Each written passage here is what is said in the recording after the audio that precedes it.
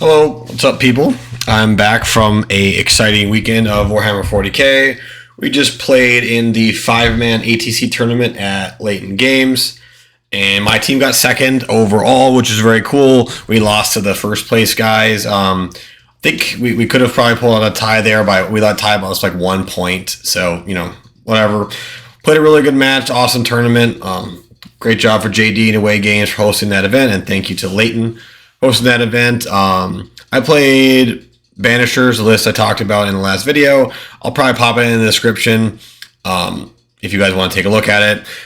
I'm going to go over the events, all my rounds, and then any changes that I'm going to probably make to the list. So let's get right into it. All right, so going into this, I was pretty aware that I was not going to be pushing very huge differentials with this list and this playstyle. So my captain essentially had me in like a blunting sort of role.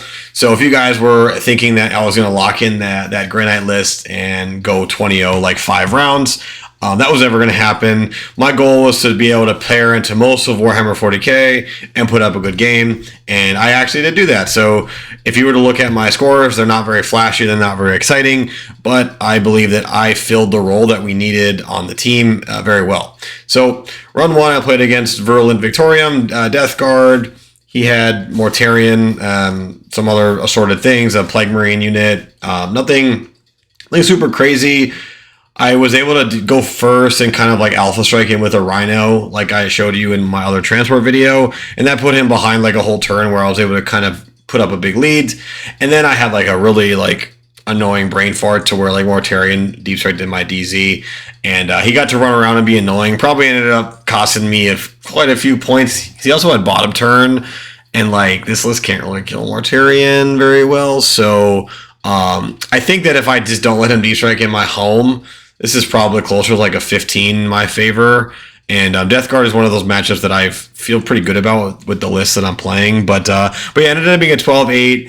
Bottom turn on Scorched for him kind of got him a few extra points there at the very end. But overall, it was a good round, and I felt like I was in control of kind of what was happening the whole game. Really cool opponent, really fun guy, and it was a great game. So round 2, as you can see, I did get a wee bit cooked. That was against Mr. Jack Harpster himself playing Warhost Eldar, which is like the most broken army in the game. If you guys don't think so, playing as Jack.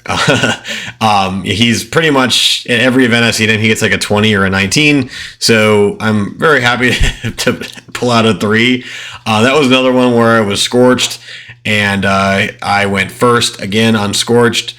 So I knew I was going first. So turn 1, I made a pretty aggressive play with like my Scout Razorback and Strike Squad to go kill the Corsairs, and I killed the Rangers to kind of like clear up the board a little bit.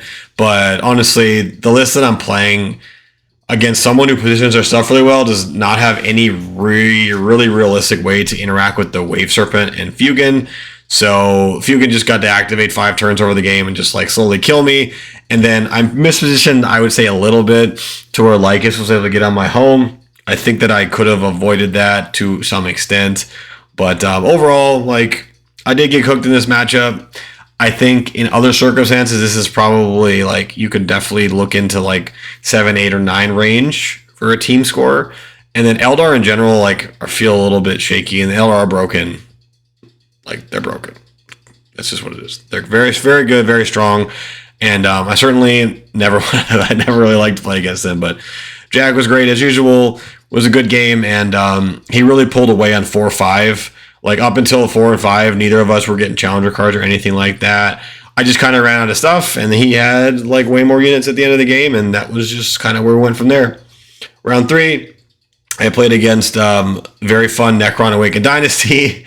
It was Wraith Brick with the Crypto Thralls and the Feel No Pain, Silent King, Double Annihilation Barge, the dude with the glaives on the 3 legs with the character or whatever. I went first again, by the way, on Scorched. I probably should have just stopped picking Scorched, but the other one was Hidden Supplies, so it's like same thing. I went first on Scorched for the 3rd time. Very annoying. And the game was literally just us holding hands and like sort of killing each other for 5 turns basically. And turn 5, he just was able to get a 15 on primary, essentially, because he got to hold 2 and burn. And that was literally the difference in the 9-11. I think the Awakened Dynasty matchup is just drawish in general. Like, Crow's unit can nuke the Wraith Brick a little bit, but if he just, like, hits too many Feel No Pains and maybe you, like, miss too many shots because they do have stealth, like, it's just really not very good. If you were playing teams and you play this, you're just, like, looking for a 10. And then, again, if I went second, the score would literally probably be flips. A 11-9 for me, most likely. I don't think it was really any, like, misplays. And, like, frankly, overall, besides maybe a few things in my game against Jack, I think I played really, really well at this event from a, like, mechanical perspective or whatever. You know what I'm saying? But that was a good round, good test for what my damage is. And it's not enough to kill the Wraith Brick, basically. Not a lot of things can kill that. Then round 4 was probably my favorite round of the day. I was playing against one of my buddies playing Imperial Knights. Very cool guy, very cool pal. He has a YouTube channel. If you guys, I'll put it in the description if you guys want to check him out. He does a lot of battle reports and things like that. So he's called Recon by Fire. All right, so round 4, he's playing double Atropos, Canis Rex, and a Porphyrion. Yes, I did say that. It is a Porphyrion, that big-ass guy with the double volcano cannon. And I was like, okay, what's that thing's toughness? He's like, T13, 30 wounds. I was like, you got it. That thing's never dying. So that guy got to shoot me whenever he could for the whole game. And it was a very fun game. I played, like, essentially 2 armies this round. So he went Canis, Atropos on hidden supplies on the middle. And I kind of had a feeling that was going to happen, so I had my purifiers, like, ready to go and charge that stuff. So turn 1, my 10-man purifier charged the Atropos among, like, other shooting and things like that. I left it on 5 wounds. The other one I left alone, and he just got to score a primary with it. But I left it on 5 wounds with Crow's unit, or with just a 10-man purifier unit. Did like 25 wounds after shooting in melee, which is pretty good, all things considered. Then his turn, he cracked back, did some decent damage, and then Crow's unit was able to essentially shoot, charge, and kill the other Atropos on the other objective. And then I killed the 5-man, the 5-wound Atropos as well. So on one turn, I killed both Atropos, and I was rapiding to, like, go to his home. So then now, naturally, like, I run out of juice, right? So I told my buddies, like, turns 3, 4, and 5, I was like the pedestrians in, like, a Godzilla movie, basically. I was hiding behind walls, forcing him to either touch an objective to trigger Shadows of Anarch, or not touch an objective and not score primary and try and shoot me. And he was opting to stand on points, which I think was ultimately, like, the correct decision. So I was able to bounce around the board. I took his home point, so I'm scoring 5 points for that every turn. I scored the 5s and 10s for, like, the rest of the game, and scored all my secondaries because I had, like, 5 units left, but, like, none of them could ever challenge Canis or a Porphyrion. So they just kept, like, jumping around the table, scoring a bunch of points, going his home, and then turn 5, I just set up to score another 10, and I was able to just kind of pull away with my secondary cards there and get a nice little W. This was a matchup our team didn't particularly want, so, you know, I jumped in there, took it, and got an 11, kind of like what my role was for the whole event. And then round 5 was against another one of my good friends. He was playing Necron's Awakened Dynasty, however, a little more skewed to killing, like, Imperial Knights. He had the Nightbringer, the Void Dragon, no Silent King. So he had the Voidbringer and the Citan, and then, like, no Silent King. So we had a lot more stuff. He had a Warrior Brick, which I was kind of able to cook with Crow's unit and my 10-man Intercept unit flying across the board. And that just ended up being, like, very similar to my round 3. He did go. I went first again on Scorched, by the way. However, the way that the board looked on his bottom 5, he didn't really have any way to take, like, a huge advantage of Scorched. I'm not really going to break down this matchup too much. We both, so there were sequences where, like, we both rolled outrageously good, and then we would roll outrageously bad, and it just kind of went back and forth like that for 5 turns. But overall, it was a great game, very fun. Got to see a lot of what my list can do, and I know what I would change if I play this list again. And then I'm going to talk about kind of where I kind of felt the book of 5-round tournament and where we go from here. So on screen is the list that I did play for this event. I'm not going to go into detail on the ideas of the list itself. If you guys are very curious on that, I made a video on it. It's my most recent video, actually, I believe. I talk about why I'm playing the things that I am. But now I'm going to talk about the things that were good and the things that I think I would change. So let's go down from the top, and we will all explain where we're at. So Crow, he was broken. Nothing to explain here. That guy is cracked. Him with 10 purifiers that can shoot is just like a staple in this army. I'm not going to really dig into that too deep. He's crazy.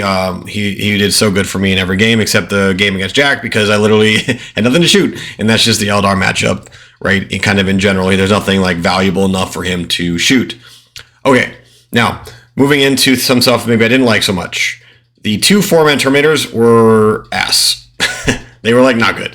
I don't know if it was a matter of like the layouts I got or the missions I got or the matchups, whatever, but like they didn't kill anything ever. They died instantly and they were slow as hell, and I didn't like them. I could definitely see them like an application, like if you maybe can get more layout 1 stuff, but these guys are for sure coming out. I think both of them come out, and that gets me 320 points back. And then I think the direction that I'm going to go is a Grandmaster Dread Knight. I know, Garrett, you hate Dread. Grandmaster Dread Knight with Sigil of the hunt, and then shuffle around points for a Calidus Assassin. There were so many points in this thing where like my opponent just kept spamming strats that were like so good that I was like, if I just had a Calidus sitting right here, like I would be nuking everybody all the time with this Calidus. So I think I switched both Brotherhood Terminators for a Calidus and Grandmaster Dread Knight. And then like you might have to shuffle around a few more points, but like besides that, I think you're golden, and that really rounds the list out very well. The 2x5 Strike Marine was really good. Having double scout was very, very clutch. You certainly could cut one of them if you need to like find a weird point break to fit the Calidus, but it's fine. 10-man Interceptors, unbelievable. The best unit in my list after Crow, probably. Staging him in the Rhino in like the middle and being like, yeah, this is where they get to end up on a move is so good. I think I could have probably limit tested with them a little bit more in terms of like move blocking and stuff, but overall this unit did exactly what I wanted it to do. It flew onto my opponent's home points. It like went and caught stuff, contested primary, it missed rapid. Like this unit is so good. If you're not trying it, I assure you this is a very, very good unit. Over 5 rounds, there was not a single time that I was unhappy this unit was in my list. It was always the unit that I was like, I had so many options to. That's like the key to this unit, right? When you have it in a Rhino in a very forward stage position, there's like so many options that you have this unit where you can like move block, you can go contest primary, you can go kill something important. Half the time you can get under their home point, like just from the Rhino with the advantage charge. So like, if you do play this unit, like stop just like throwing it to like kill stuff. It's not exactly what it's there for. It goes out and it accomplishes a certain objective, and it is taking up so much real estate on the board that your opponent has to trigger miss or not move. It's the very important thing. If you're finding yourself with this unit clumped up in a corner, it means you're using it wrong. It is not what it is there for. Okay. 5-man Interceptors. I actually think I'm going to cut this. The 5-man Interceptor actually was not that useful. I think I'm going to cut the 5-man Interceptor for a Tech Marine with 66 seal. And I'm going to plug him into the other 10-man Purifier unit and give them 4 more special weapons. So now you've got 2 very good versatile shooting platforms that are good in melee as well in this list. Okay, the 5-man Interceptor unit did nothing useful for me. It wasn't good. Then the two 10-man Purifiers, like I said, I'm going to have one of them switch to probably 4 Psy Cannons or 4 Incinerators, I'm not sure. And they're all going to be shooting now. And then the 1x5 Purifier with the 2 Incinerators does so much more damage than you think out of a Razorback. The unit was awesome. Nothing really like of note there. And then I played triple Razorback, but they were fine. I might actually cut one, go down to 2 Razorback, 1 Rhino. That's the list, guys. It did about what I thought I would do. This list is good at winning Warhammer. It's very good at winning Warhammer 40k. However, it is not great at winning by a lot. I think this can play a good game into most factions in the game, and take that 317 in there with a great assault. But yeah, that's really it. I'm super excited to kind of see where this book goes. I'm gonna be looking into like probably Sanctic Spearhead. I've got triple Storm Raven list that's kind of interesting, with like a Paladin brick. There's some Brotherhood detachments, like 4 Dread Knights and a Venerable Dreadnought. There's like a few other things I'm going to look into. I think Banishers I'm going to probably hop off of for a little bit here and start practicing for Challengers Cup. So that's at the end of next month. But thank you guys. Like, subscribe. I really appreciate you guys sticking around to the end here, and I'll see you in the next video.